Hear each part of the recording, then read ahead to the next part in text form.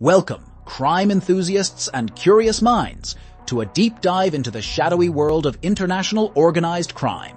Today, we unravel the enigma that is the Mogilevich Organization, a criminal empire born from the ashes of the Soviet Union.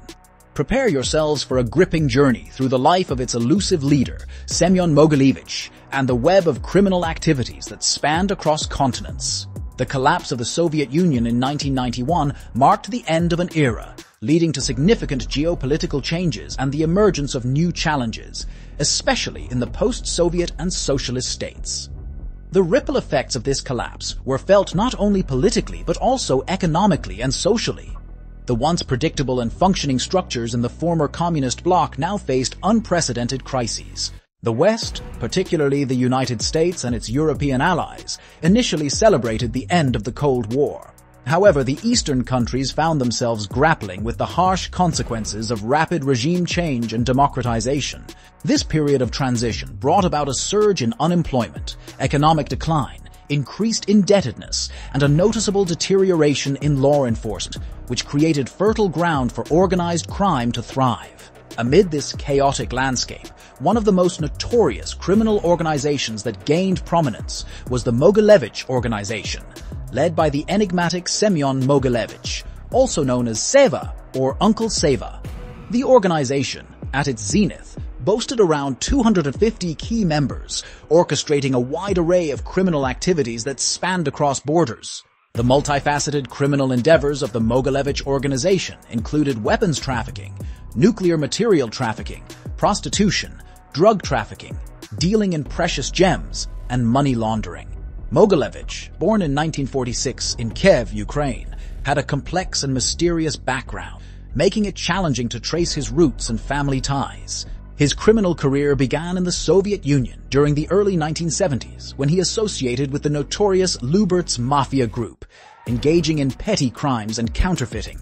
However, his first major step in the criminal arena involved making contracts with Ukrainian and Russian Jews who struggled to sell their property quickly during the mass emigration of the 1970s.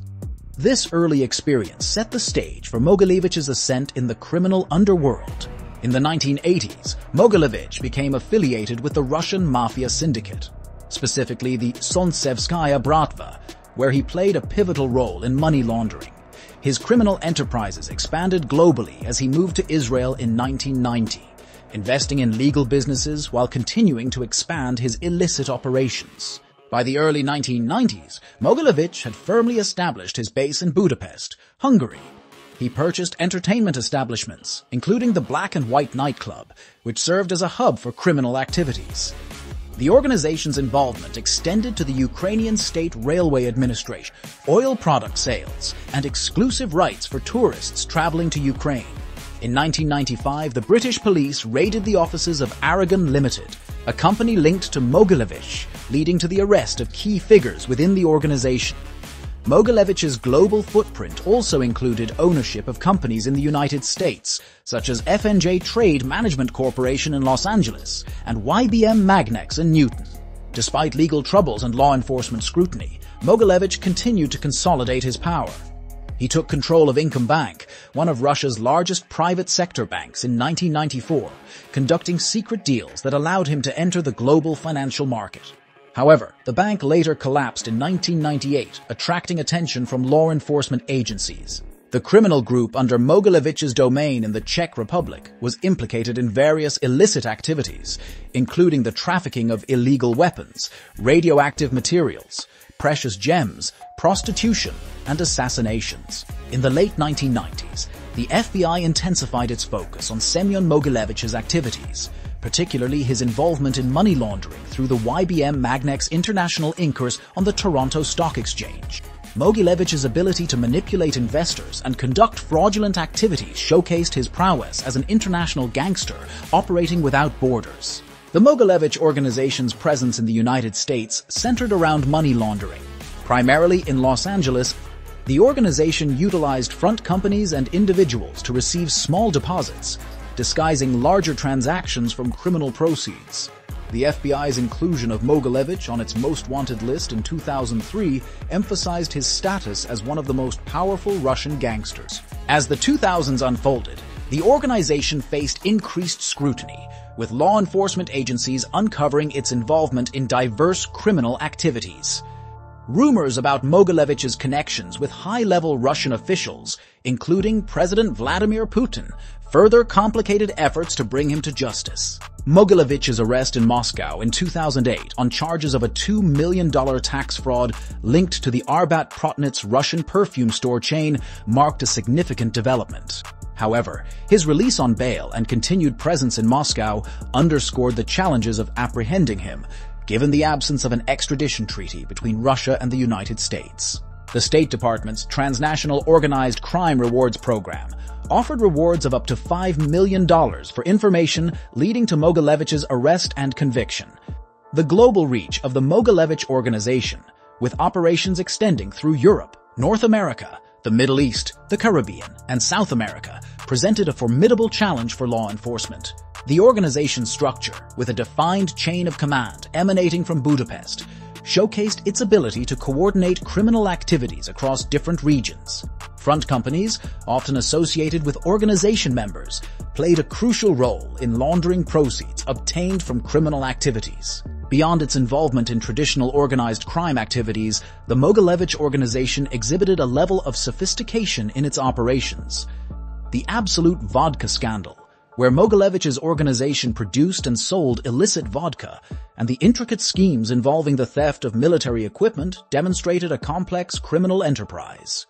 The organization's ties to other major organized crime groups, such as the Vyacheslav Ivankov organization and the Solnitsaevskaya Bratva organization, emphasized its interconnectedness within the criminal underworld.